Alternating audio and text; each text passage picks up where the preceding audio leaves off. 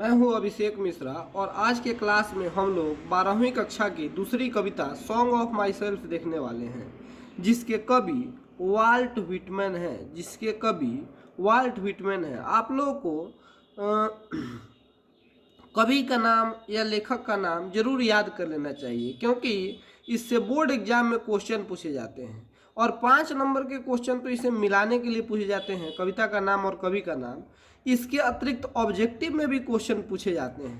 तो 6-7 नंबर या 8 नंबर आप कविता या कहानी और उसके लेखक या कवि का नाम याद करके पा सकते हैं। चलिए इनके बारे में जानकारी हासिल करते हैं। पहले लेखक परिचय पढ़ेंगे, फिर कविता के बारे में पढ़ेंगे।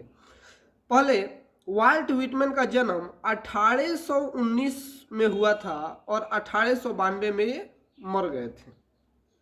वाल्ट व्हिटमैन का जन्म 1819 में हुआ था, 1892 में मर गए थे। द पीपुल्स पोएट, इनको जनता का कवि कहा जाता था। अब ये भी याद करिएगा, किसको जनता कवि कहा जाता था? वाल्ट व्हिटमैन को जनता का कवि कहा जाता था। Is perhaps the most individualistic literary figure that America has ever produce. ये इंडिविजुअलिस्टिक का मतलब होता है कि व्यक्तिगत साहित्य, मतलब व्यक्तिगत साहित्य लिखने में शायद, परहैप्स माने शायद, ये लिटरेरी फिगर कहते हैं साहित्यकार को। अमेरिका में जन्मे जितने भी साहित्यकार हुए हैं, व्यक्तिगत साहित्य लिखने वाले, उनमें ये सबसे महान थे। He began working as a carpenter, carpenter मतलब होता है बढ़ई, कारपेंटर मतलब होता है बढ़ई। यह बढ़ई के रूप में काम शुरू किए बिफोर हिज 12th बर्थडे, अपने 12 साल की उम्र से पहले। ये भी ऑब्जेक्टिव के लिए इम्पोर्टेंट है, आप याद कर लीजिएगा। इन्होंने 12 साल की उम्र से पहले बढ़ई के रूप में काम किया था। He also worked as a printer, माने इन्होंने एक प्रकाशक के रूप में भी काम किया, टीचर माने शिक्षक के रूप में भी काम किया, एंड एडिटर और संपादक के रूप में भी काम किया। एडिटर माने संपादक होता है। And was volunteer nurse during the civil war, मतलब गृह युद्ध में समाज सेवी के रूप में इन्होंने काम किया। Walt Whitman's poetry all of which is collection in leaves of grass, मतलब इनके कलेक्शन का नाम है लिप्स ऑफ ग्रास। ये भी इंपॉर्टेंट है, ऑब्जेक्टिव के लिए याद कर लीजिएगा कि वाल्ट व्हिटमैन्स के पोएट्री का कलेक्शन किस में मिलता है, तो लिप्स ऑफ ग्रास में मिलता है। Is non for its free rhythm, मतलब यह अपने मुक्त लय के लिए जाना जाता है, यह अपने मुक्त लय। एंड लेक ऑफ राइम्स, मतलब तुक, राइम कहते हैं, जैसे बुक के बाद लुक, ऐसे जो भी कविताएं एक दूसरे, कविताओं में वैसे शब्द जो एक दूसरे से मिलते जुलते होते हैं उनको राइम कहते हैं। तो इनके कविताओं में राइम का अभाव होता था, है ना, राइम कहते हैं। इनके कविताओं में राइम का अभाव होता था। Walt Whitman first published in at his own expense, expense मतलब होता है खर्चा, इन 1855। वाल्ट व्हिटमैन ने अपने खर्चे से सबसे पहले अपनी पुस्तक प्रकाशित करवाई 1855 में। यह भी याद कर लीजिएगा कि उन्होंने सबसे पहले अपनी पुस्तक कब छपवाई, तो 1855 में छपवाई अपने खर्चे से। How ever the free from the poems and the joyful dedications to the importance of individual were not well received at first, मतलब however, हालांकि, the free form, मतलब free form कहते हैं मुक्त रूप, free माने आजाद, स्वतंत्र, मुक्त रूप of the poems, मतलब कविताओं का मुक्त रूप, and the joyful dedication माने आनंदमय समर्पण, डेडिकेटेड थे। इनकी कविताएं जो थीं वो डेडिकेटेड थीं, आनंदमय रूप से डेडिकेटेड थीं। किसके लिए? इम्पोर्टेंस ऑफ इंडिविजुअल, मतलब व्यक्तिक महत्व के लिए। एक एक व्यक्ति के, इंडिविजुअल मतलब एक एक अकेला, इंडिविजुअल इम्पोर्टेंस के लिए डेडिकेटेड थी। We are not well received at first, पहले उसको अच्छे से स्वीकार नहीं किया गया, पहले उसको अच्छे से स्वीकार नहीं किया गया। आगे बढ़ते हैं।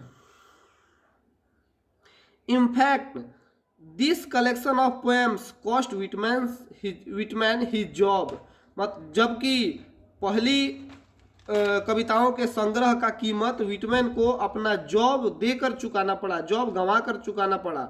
हर चीज़ का एक कीमत होता है, तो इनको अपना जॉब गंवाना पड़ा। क्यों गंवाना पड़ा देखते हैं। As it was taken be obscene, obscene का मतलब होता है कि क्योंकि लोगों ने इसे गंदे रूप में लिया। गंदा मतलब ये अश्लील नहीं, गंदा का मतलब बेकार, लोगों ने इसको बेकार समझ लिया। इन 1881 आफ्टर मेनी एडिशंस, मतलब 1881 में बहुत सारे एडिशन कहते हैं, जो मतलब जाकर अपना परफॉर्मेंस किसी के सामने समझाया जाता है, उसको हिंदी में संस्करण कहते हैं। तो बहुत सारे संस्करणों के बाद leaves of grass finally found a publisher, माने अंततः, फाइनली माने अंततः लीव्स ऑफ ग्रास को एक पब्लिशर माने छापने वाला मिल ही गया। Willing to print in it uncensored, मतलब जिसने इनको अनसेंसर किए हुए ही छापने को तैयार हो गया। अनसेंसर कहते हैं बाबू जब किसी भी चीज़ को किसी भी चीज़ का काट छांट किया जाता है। जैसे फिल्में बनती हैं तो आप लोगों ने सुना होगा सेंसर बोर्ड, तो मैंने उन फिल्मों में अगर कुछ बेकार के सीन ना आ जाए या गलत सीन ना आ जाए जो समाज में बुरा असर डाले, तो सरकार उनके लिए सेंसर बोर्ड बनाती है। तो काट छांट करना सेंसर का मतलब, तो इन अनसेंसर्ड मतलब बिना काट छांट किए छापने को तैयार हो गया। पहली बार 1881 में कोई पब्लिशर।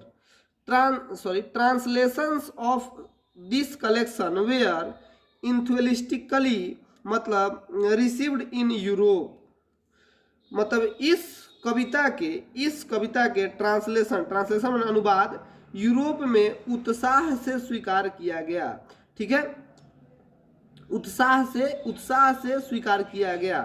आगे देखते हैं। But Whitman remains relatively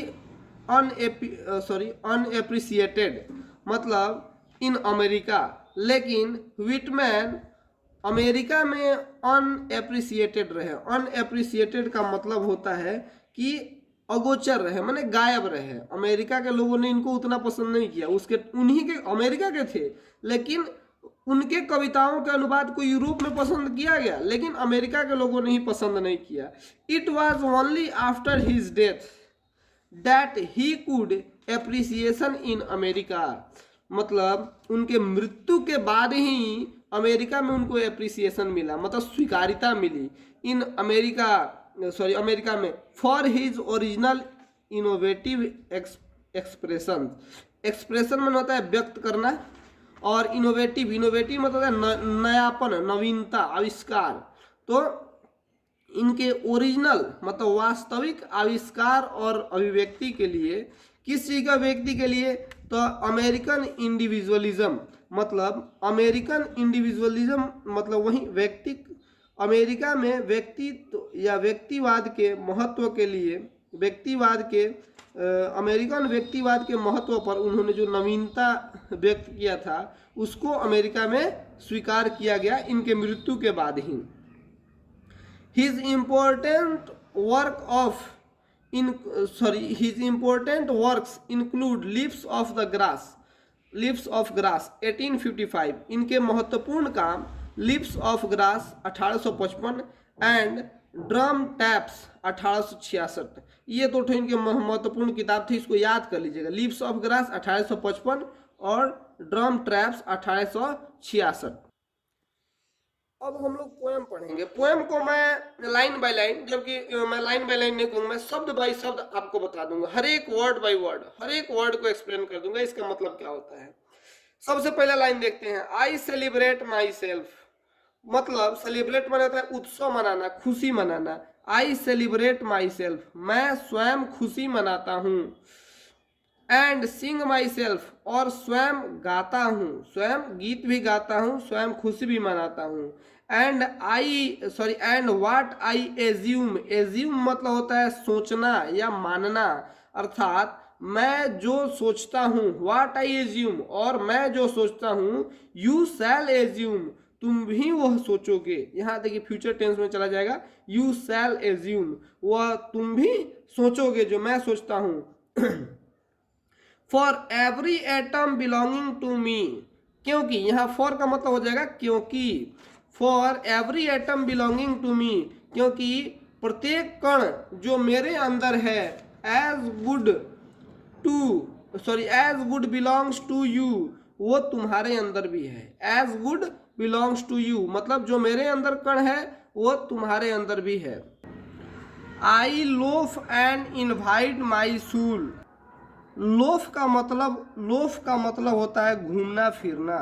loaf का मतलब होता है घूमना फिरना, मतलब मैं घूमता फिरता हूँ। एंड इनवाइट माई सूल, और इनवाइट का मतलब है पुकारना या आमंत्रित करना। मैं अपनी आत्मा को आमंत्रित करता हूँ। सूल माने आत्मा, मतलब मैं घूमता फिरता हूँ और अपने आत्मा को आमंत्रित करता हूँ। आई लीन का मतलब होता है खुशी मनाना या आराम करना। लीन का मतलब होता है आराम करना, और लोफ का मतलब मैंने अभी बताया घूमना फिरना होता है। तो आई लीन मैं आराम करता हूँ, और लोफ घूमता फिरता हूँ। एट माई एस का मतलब होता है सहूलता से। सहूलता कहने का मतलब है कि अपने सहूलियत से, अपने हिसाब से, जैसे मतलब मेरा मन करता है। तो एट माई एस ऑब्जर्विंग मतलब होता है अवलोकन करना। A spear of summer grass, spear कहते हैं मतलब नोक पर, मतलब जैसे कांटा का नोक होता है उस तरह से समर ग्रास माने गर्मी के दिन में जो घास सूख जाते हैं, तो सूखे हुए घासों के नोक पर मैं आराम करता हूँ और अवलोकन करता हूँ। ये कवि कह रहे हैं। इसका पूरा लाइन का अर्थ होगा, मैं घूमता हूँ और गर्मी के सूखे घास के नोक पर सहूलता से आराम करता हूँ और अवलोकन करता हूँ। किसी भी चीज का ऑब्जर्व करना मतलब अवलोकन करना होता है। माई टोंग मेरी जुबान, माई टोंग मतलब मेरी जुबान, जीभ। मेरे every atom of my blood, मेरे खून का प्रत्येक कण, form from this soil this air. कभी इसमें देशभक्ति की बात करते हैं। मेरे जुबान, मेरे खून का प्रत्येक कण इस मिट्टी, इस हवा से बना है। बॉर्न हेयर ऑफ पेरेंट्स मतलब मेरे माता पिता यहीं जन्म लिए। Born hair from parents the same, उनके भी माता पिता मतलब मेरे दादा दादी भी यहीं जन्म लिए। And their parents the same, और उनके भी माता पिता यहीं पे जन्म लिए। आई नाउ 37 ईयर्स ओल्ड, आज मैं 37 साल का हूँ। इन परफेक्ट हेल्थ बीइंग मतलब मैं अभी 37 साल का हूँ और पूरी तरह से स्वस्थ हूँ। परफेक्ट हेल्थ बीइंग मतलब पूरी तरह से स्वस्थ हूँ। Hoping cease not to till death, hoping मतलब होता है आशा करना, और सीज मतलब होता है अस्वस्थ। मैं आशा करता हूँ कि मृत्यु तक अस्वस्थ नहीं रहूँगा। क्रीड्स मतलब होता है पंथ, और स्कूल्स मतलब तो विद्यालय होता है, लेकिन यहाँ पे इनका अर्थ विचार होगा। तो पंथ और विचार इन अवेंस का मतलब होता है, अवेंस का मतलब जैसे हम लोग कहते हैं ठंडे बस्ते में। अवेंस जैसे आप गूगल पर भी ढूंढेंगे तो अवेंस का मतलब ठंडे बस्ते में बताएगा। तो क्रीड्स एंड स्कूल इन अवेंस मतलब तुम्हारे जो पंथ हैं और विचार हैं उन्हें ठंडे बस्ते में डाल दो। इन अवेंस तुम्हारे जो पंथ हैं और विचार हैं उन्हें ठंडे बस्ते में डाल दो। रिट्राइंग बैक थोड़ी देर के लिए उसे भूल जाओ। रिट्राइंग बैक मतलब थोड़ी देर के लिए उसको भूल जाओ। ए व्हाइल सफिस्ट मतलब जो तुम सोचते हो, सफिस्ट मतलब काफ़ी, सफिस्ट मतलब काफ़ी। जो तुम सोचते हो कि तुम्हारी विचार जो तुम्हारे लिए काफ़ी हैं, मतलब तुम्हारे लिए अच्छे हैं कहने का मतलब है, उनको थोड़ी देर के लिए भूल जाओ।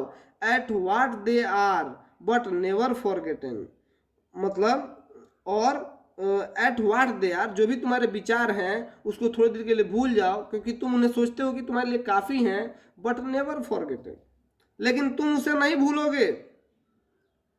आई हार्बर हार्बर का मतलब होता है यकीन करना, हार्बर मतलब होता है यकीन करना। मैं यकीन करता हूँ फॉर गुड और बैड, अच्छे में भी और बुरे में भी, मतलब मेरे साथ कुछ अच्छा भी हो या बुरा भी हो, मैं दोनों पर यकीन करता हूँ। I permit to speak at every hazard, hazard का मतलब होता है मजबूरी, मतलब मैंने अपने आप को आदेश दे रखा है, परमिट दे रखा है, ऑर्डर दे रखा है to speak at every hazard, मतलब प्रत्येक मुसीबत में, चाहे मेरे ऊपर कोई भी मुसीबत आ जाए, मुझे बोलना है। Nature without check with original energy, मतलब जैसे प्रकृति बिना वास्तविक ऊर्जा को चेक किए अपना काम करते रहती है, सॉरी माफ कीजिएगा, nature without check with original energy, जैसे कि प्रकृति अपने ओरिजिनल नेचर के साथ काम करते रहती है बिना कुछ चेक किए। प्रकृति कभी किसी से डर कर कभी मतलब झूठ नहीं बोलती, तो कभी भी वैसे ही कहते हैं कि जैसे प्रकृति बिना किसी से डरे लगातार अपना काम करते जाती है ओरिजिनल एनर्जी के साथ, वास्तविक ऊर्जा के साथ, ठीक उसी प्रकार मैं भी अपना काम करूं वास्तविक ऊर्जा के साथ। और इस प्रकार हमारा ये पोएम समाप्त हुआ। और अगर आप लोग चाहते हैं कि इस पोएम का समरी और भी क्वेश्चन आंसर और जितने भी सारे इंपॉर्टेंट क्वेश्चन आंसर हैं वो आप तक मतलब पहुँचे, तो आप लोग इस व्हाट्सएप पे मुझे मैसेज करेंगे और मैं आपको समरी, क्वेश्चन आंसर या इंपॉर्टेंट क्वेश्चन आंसर जो भी हैं मैं आपको सेंड कर दूंगा। इसके लिए किसी से कोई भी चार्ज नहीं लिया जाएगा। Thank you.